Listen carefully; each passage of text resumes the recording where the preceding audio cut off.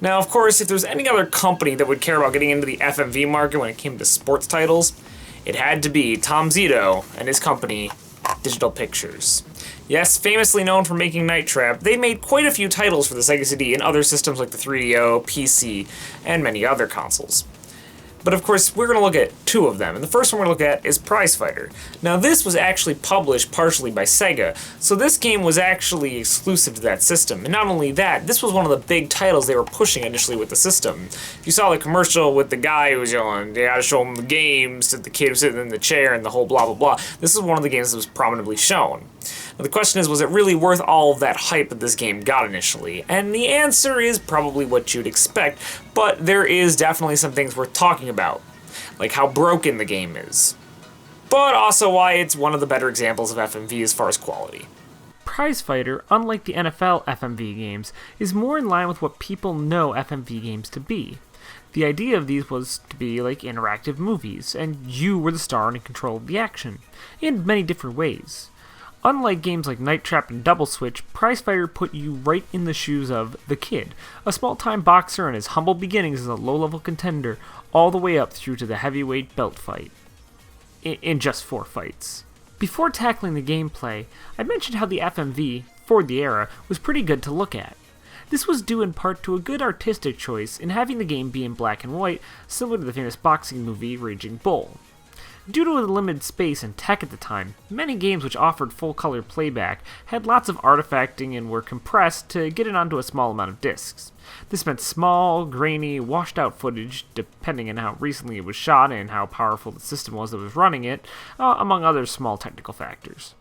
By removing the color and only dealing in black and white and shades of gray, the game seemed cleaner and crisper than many of its contemporaries. Of course, when it all comes down to it, an FMV game is built on 2 things: the quality of the video and the quality of the gameplay. In this regard, Prize Fighter comes up short in both categories, but never in a truly bad way, only a very mediocre way. Prize Fighter's acting is fine for what it is, and has people like Michael Buffer, a famous commentator who does the "Let's get ready to rumble" line, and a famous ref in Gene LaBelle. Many of the boxers you fight are semi-famous and successful stunt coordinators in the business, and most of the actors have had some famous bit parts in popular movies, but generally speaking, they do their roles well and are kind of lost and forgotten since these games. The story is about as generic and basic as it comes. You're this underdog rookie who no one's ever heard of, and everyone's like, whatever, and then all of a sudden you're really, really good, and you rise through the ranks really quickly, and everyone's like, whoa, and it's blah, blah, blah. You've heard it all before. There is this weird element side story where there's this little young kid whose dad died in a ring from a heart attack, and he gets really attached to you, and he can't walk without crutches because he's internalized this injury that doesn't really exist, and it kind of never goes anywhere, and it's weird, and it's awkward, but whatever. Still, the cutscenes do a good job of boosting the atmosphere, and they generally always come from the first-person perspective, just like the game is played. The shot of you walking from the locker room to the ring at the beginning of each match is epic feeling, and it generally gets you really pumped up to actually play the match. Once the bell rings and it's time to fight, the more glaring flaws soon come to light. At its core, Prize Fighter is just a Punch-Out clone. You play the opponent trying to recognize their pattern, dodging and delivering blows back until you eventually knock them out, or they knock you out.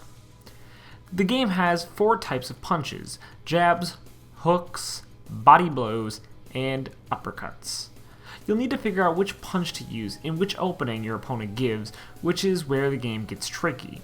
Due to the more realistic graphics, slight choppiness of FMV, the difficulty of being able to tell when and how you are getting hit, and the amount of options you have to hit with, and having a very small window to perform said moves, makes this game incredibly difficult.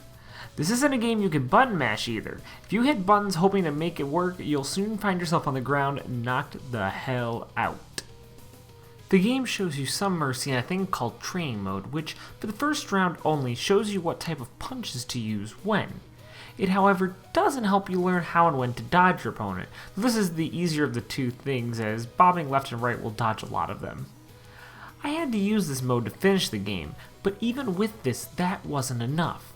The game is frustrating in a bad way a good chunk of the time, since it's hard to learn your opponent's moves, and on top of that, even with Training Mode, you're still likely to get pummeled a bit.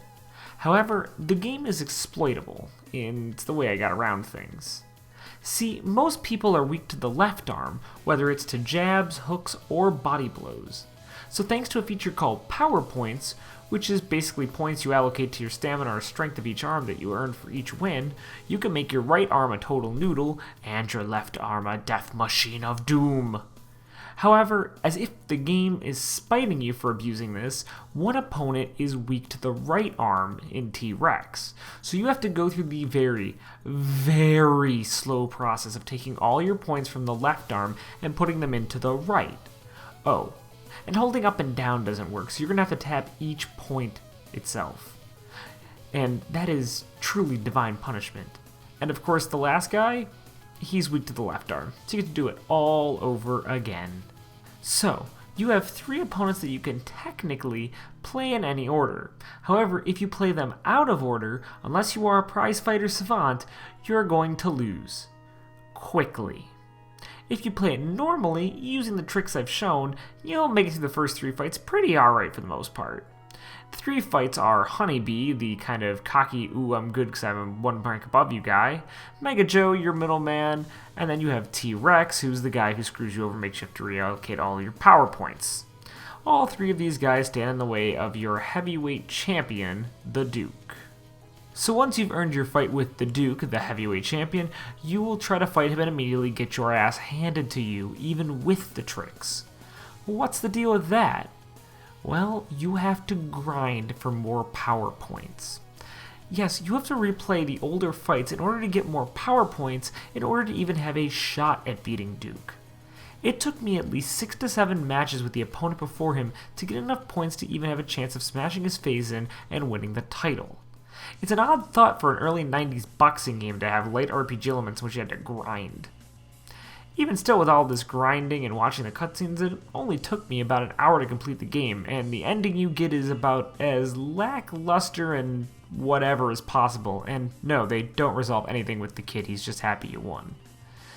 This kind of length and everything is pretty usual for any game using FMV, but that doesn't really excuse the lack of any reason to replay the game after the fact. Prizefighter could certainly be seen as a cool tech demo with far better results at the end of the day than many other FMV games. But still, as a movie, it's bare bones and offers little plot. As a game, it's an okay FMV punch-out with really light RPG stats, and on the whole, Prizefighter never truly does anything interesting with the tech it's got, and doesn't have enough content or enjoyment to be worth going crazy to seek out.